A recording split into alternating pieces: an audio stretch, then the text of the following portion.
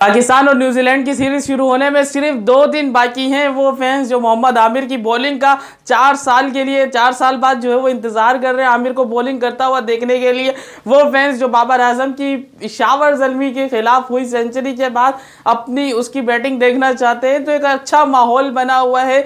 Pakistan cricket team के head coach Azhar Mahmood और New Zealand cricket team के सीनियर खिलाड़ी मार्क चैपमैन ने दोनों ने प्रेस कॉन्फ्रेंस करी है।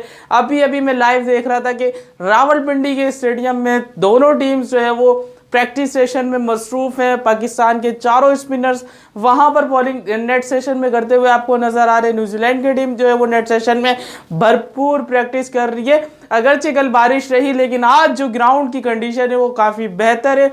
2 दिन बाद 18 तारीख को मैच होगा। क्या अजहर महमूद से जो 3 सवाल हुए मेन कि क्या शाहीन शाह अफरीदी के खिलाफ के हवाले से जो बातें चल रही है कि वो रेस्ट करेंगे, उस पर क्या जवाब दिया अजहर महमूद ने।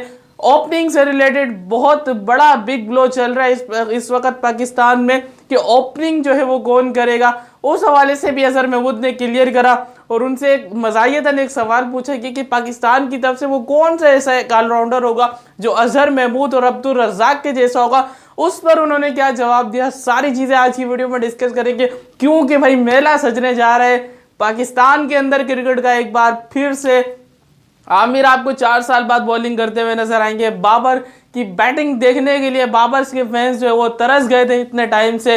रिजवान के फैंस तरसे हुए उसकी बैटिंग देखने के लिए। खैर, अब बात करेंगे अजहर महमूद के उन 3 सवालों को लेते हैं, उस पर डिस्कशन करते हैं। अजहर महमूद से जब सवाल किया गया कि भाई शाहीन शाह अफरीदी से रिलेटेड ये खबरें जो हैं वो निकल कर सामने आई हैं कि शाहीन शाह अफरीदी को शुरू के 2 से 3 टेस्ट मैचेस में आराम दिया जाएगा, जिस पर अजहर महमूद ने कहा कि भाई ये खबर खुद मेरे तक पहुंची है और ये कहां से जारी हुई है, किससे जारी की है, हमें खुद नहीं पता।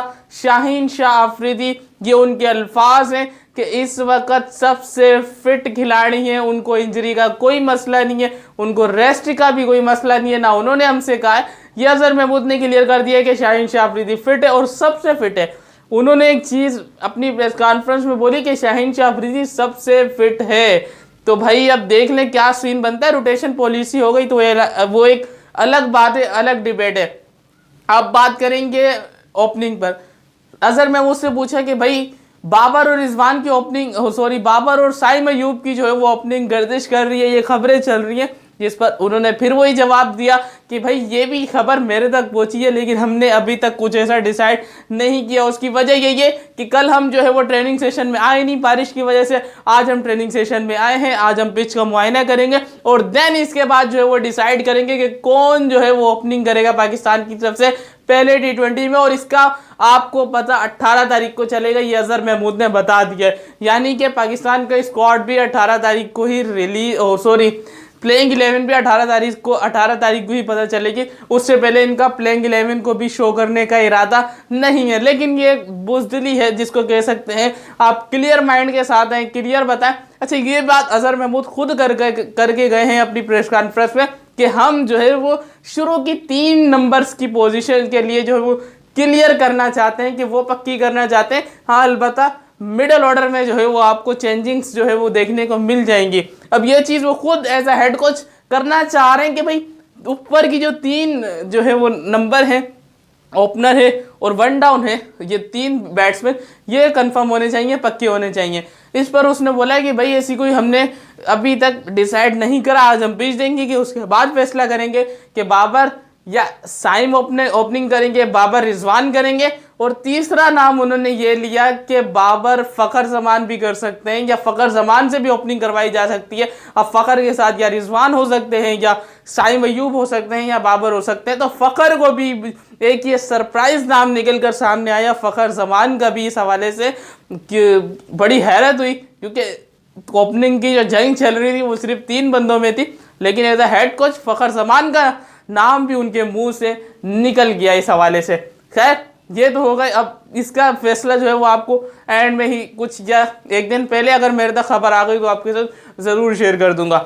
अब तीसरा सवाल जो उनसे हुआ कि आपकी नज़र में कौन सा ऐसा ऑलराउंडर है जो अजहर महमूद या अब्दुल रज़ाक से बेहतर हो सकता है या उनके जैसा हो सकता है? तो उन्होंने कहा कि आमिर जमाल के अंदर जो है मुझे वो वाला पोटेंशियल नज़र आता है। आमिर जमाल की बात करी उन्होंने कि आमिर जमाल में मुझे वो पोटेंशियल नज़र आता है कि वो हमारे जैसा बन सकता है। अब बात करेंगे मार्क चैपमैन की भी, जब उनसे पूछा गया कि भाई मोहम्मद आमिर की 4 साल बाद वापसी हो रही है पाकिस्तानी स्क्वाड में, तो इसको किस तरह देखते हैं? तो मार्क चैपमैन ने कहा कि भाई मेरा वेरी टैलेंटेड जो है वो बॉलर, उसके आने से यकीनन हमें थोड़ा सा झटका लगेगा, थोड़ा सा डर भी लगेगा। खैर वो भी एक खिलाड़ी है, इस तरह तो वो बोल नहीं सकते थे, लेकिन आमिर के आने से शाहीन की कमर मजबूत होगी, नसीम की कमर मजबूत होगी। और अजहर महमूद ने कहा है, ये अपनी प्रेस कॉन्फ्रेंस में कह के गए कि जितनी डेप्थ अब पाकिस्तान के स्क्वाड में है ना, चाहे वो ऑलराउंडर्स के हवाले से हो, बॉलर्स के हवाले से हो, बैट्समैन के हवाले से हो, इतनी डेप्थ पहले नहीं थी। तो एक तगड़ा स्क्वाड जो है वो T20 वर्ल्ड कप के लिए पाकिस्तान की तरफ से तैयार हो रहा है। खैर इससे रिलेटेड अब कोई और खबर आपके साथ अगर निकल कर सामने आती है तो आपके साथ ज़रूर शेयर करेंगे। फिलहाल इजाज़त दें, अल्लाह हाफिज़।